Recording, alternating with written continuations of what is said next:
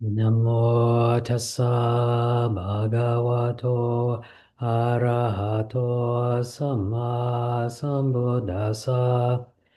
Namo tassa bhagavato arahato samma sambuddhassa.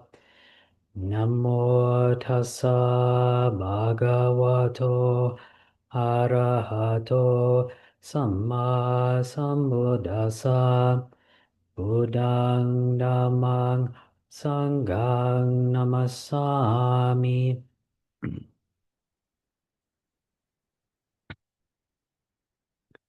So I would like to welcome everyone this evening. Um, so in the Dhammapada, which is one of the books in the Tipitaka, one of the sets of recorded teachings of the Buddha. So it's made up of a bunch of little short teachings, like inspired utterances.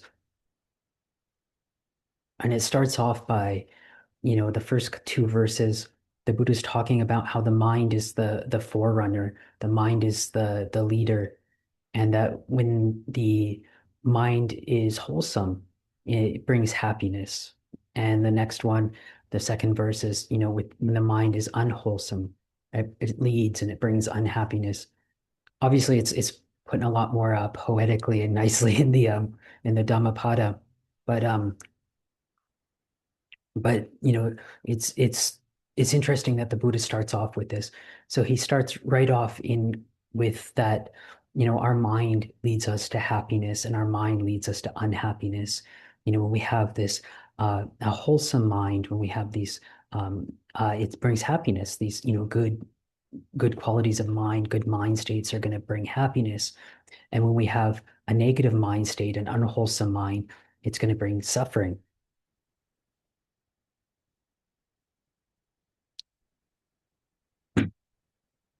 And so but as you notice throughout the day, a lot of times, sometimes your mind is wholesome, sometimes your mind isn't wholesome.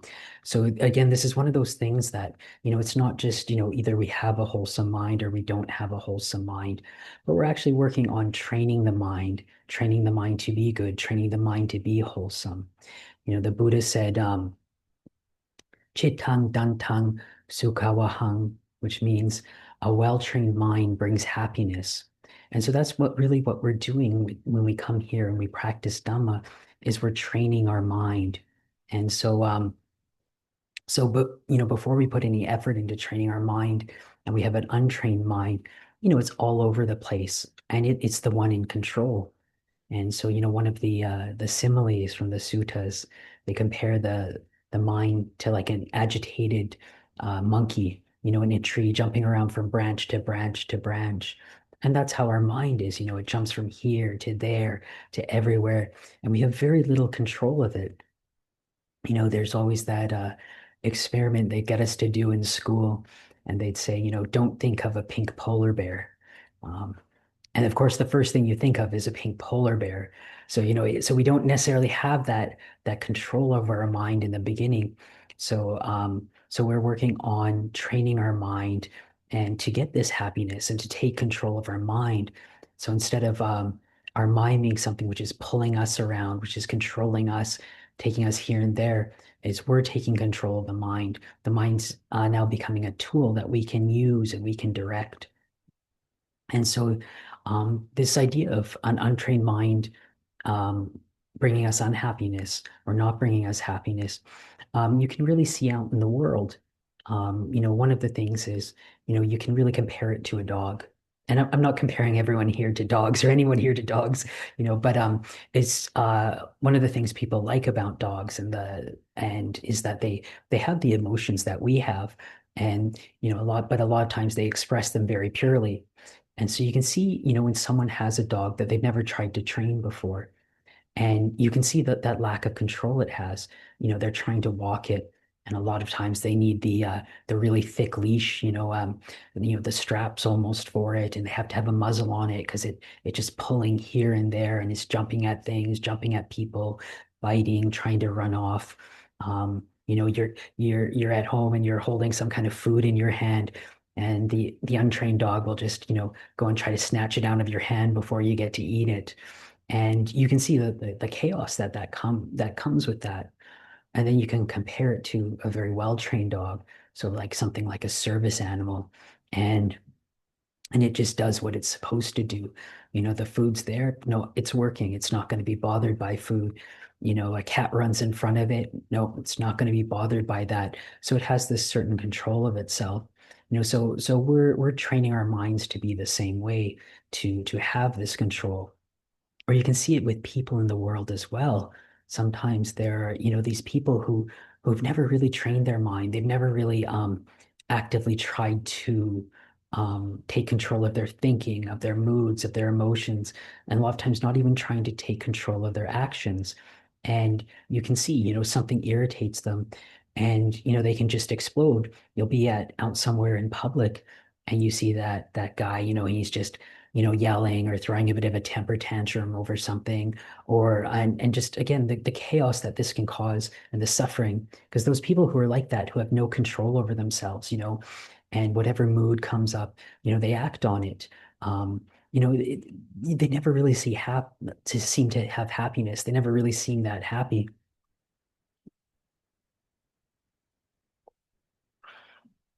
So the Buddha was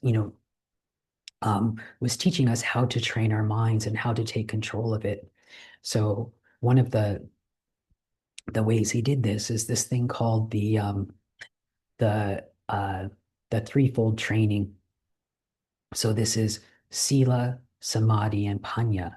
So, or our sila, which is our morality, or this is our behaviors by body and speech. And then samadhi, it can mean concentration, but here it means more like the training of the mind. And then panya is our wisdom. And so these three broad categories of ways to train our mind. So, to start off with the sila, um, you know, uh, the very basics of sila or morality for people, is the five precepts to avoid, killing, stealing, sexual misconduct, lying, and intoxicants. But it's interesting because we in English we translate them as precepts, but in Pali, a lot of times we call it the Panchasila, or like the five silas, the five moralities. And actually, when we do the chanting for it, we're actually calling them sikapadas, which are trainings. So it's like I undertake the training to avoid killing. And so, of course, this is just the basis of our morality, and we can take it and expand on it and go as deep or as high as we want with it. And so, but you see this that, for the very basic level of these five precepts, they cut off the real, like, coarsest and most extreme examples of our anger and of our greed, because, we're actively saying, no, I'm not going to kill something even though this person or this animal or this mosquito is really irritating me. I'm training myself not to do that. And you're learning that ability to say no. I'm not going to follow um, these uh, just the motion of the mind. I'm not going to follow these urges of the mind. So you see something you really like, no, I'm not going to steal it. It doesn't belong to me. I'm going to leave it there. And so, you're training your mind on again on this at least with the five precepts, on this real basic foundational level of not going out to doing that and taking control of the mind.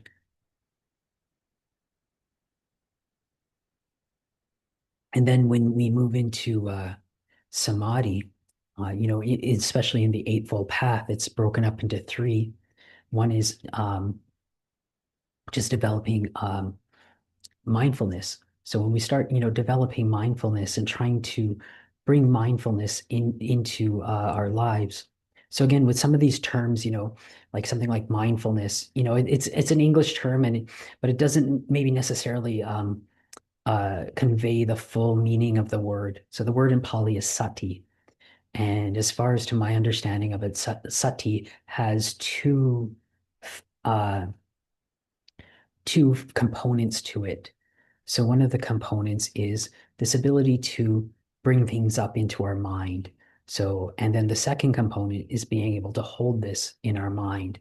So, we're training our mind that we're actively choosing what we're going to bring up into our mind. So we're saying, okay, I'm going to bring this meditation object into my mind, and I'm going to hold it there. So instead of the mind going to whatever it wants to do and doing what it wants to do, we're training it um, to have to be to stay still, or to stay in a certain like I can't think of the words, sorry, like a certain framework that it's staying in. So one of the things, Ajahn Lee, not the famous Ajahn Lee Damadaro. This was actually another very famous one in Thailand, but he was Ajahn Lee, and he was a disciple of Lungta Mahabua. And one of the comparisons he's made, he said, keeping your mind with mindfulness. He was in the Luang Por Mun tradition, they use the Buddha as their mindfulness object. But he said he compared it to it's like your mind is like a water buffalo or a cow. And this is like a rope going to the cow, and the mindfulness is a stake holding it into the ground. So it can still move around a bit, but it's staked down. You're held it down, so it's not being able to go wherever it wants. So it stays within that certain area, however long the rope is. And so as we're, training the mind in mindfulness, we're training the mind to again do more of what we want. And then the next factor is right effort. So a lot of times when we think about effort, when we hear that, we think about like a physical thing, like you're putting forth effort, you're running, or you're building, or you're exercising, or something like that, or you're doing work. But this, when the Buddha talked about it, it's very much a mental thing, and so it has these four components. One is you're trying to prevent unwholesome mind states from coming up, unwholesome things from coming up in your mind. And then when they have come up in the mind, you're trying to abandon them. You're trying to get rid of them, cut them out. And then when you're trying to encourage and actively bring up wholesome mind states. And then once you've got those wholesome mind states, you want to keep them there. You want to maintain them and grow them and strengthen them. And so again, this is one of those things where we are training the mind uh, to not just go where we want. Because again, sometimes a lot of times, we have this feeling like, I either should just have wholesome mind states, or, I shouldn't have unwholesome mind states, or, when unwholesome mind states come up, you feel bad about it. And, oh, why did this happen? As it always happens, I lost my temper again. But in this, it is a training. We're training ourselves to cut out those unwholesome mind states. We're training ourselves to not go out to those unwholesome mind states. So sometimes, it'll be like in life, something happens, and, something irritates you, something someone does. And for a lot of times, at least for me, sometimes you can, when your mind is more peaceful, you can feel it first. Like sometimes it's almost like sometimes around the chest, it feels like it's getting tighter, or you kind of feel like your spine goes up, and you get this feeling. And then, what happens is you spin off into thinking and proliferating about it, and it gets stronger and more powerful and harder to let go of. And so, it's very much when you're like when you're driving in snow. And I apologize to the people who've never driven in snow before. Might not get this one, but and there's a groove in the snow. The more you drive in it, the deeper it gets, and it gets deeper and deeper and harder to get out of. And you find when it gets deeper like that, you're driving, it almost feels like it pulls you in. You just get too close to it, and it pulls you in. And it's like that with our mind, and our when we have these negative thoughts, they keep reinforcing themselves, and they become habitual. So you can see it with, say there's someone in your life, or there has been before, that you really have a lot of aversion to, or you don't get along with. At first it started off kind of little, oh, guy's getting on my nerves or something. But as it goes over time, it just starts building, and it gets more and more, and there's more negativity towards that person, until you eventually get to the point. where you like just hear his name and you're just like, oh no, oh, I can't stand that person. And it's all that stuff is brought up. So what we're doing is we're trying to avoid getting to that point. And then, when it starts getting to that point, we're trying to cut that out and replacing it with, positive mind states. Because again, none of this is permanent, just because, we've gotten to that point with someone, where we've uh, basically trained ourselves to have this negativity to them or this reinforced thing. It doesn't mean we can't change it. We just, have to put in the effort and have the patience and actively work on training it. And so this is one of the things, um, one of the benefits of us, sitting meditation is learning these abilities. So a number of years ago, when I was a junior monk, there was another monk I was friends with, an American monk from Wisconsin. We've happened to have a few monks from Wisconsin before, and he went back and visited home. I believe it was Madison, if I'm correct. And he went to the Buddhist group in his town, put on some kind of event, and he was invited to go. And so it was him and this other monk. And the other monk, he hadn't met before, but was from a meditation tradition in Burma. And they focused very heavily all their teachings about a particular meditation technique and really developing these Vipassana jnanas and all these like, insight knowledges and this. And then one of the lay people had asked during this event, asked this other monk, um, so how does this meditation object you're teaching, how does this help me in my daily life? And the monk was stumped. He didn't actually have an answer. He wasn't able to tell how that happened. But whereas in the monk I knew, he was asked afterwards, and he was able to explain it because one of the things, as we're developing our meditation, thinking is going to come up. We're trying to be with our breath. We're trying to hold our mindfulness on whatever object we're doing, but then the thinking comes up. It's just inevitable. I just recently listened to a talk by Ajahn Jeff Tanisaro, and he was talking about this. He's like, yeah, when you meditate, thoughts come up into the mind. He's like, that's just what happens.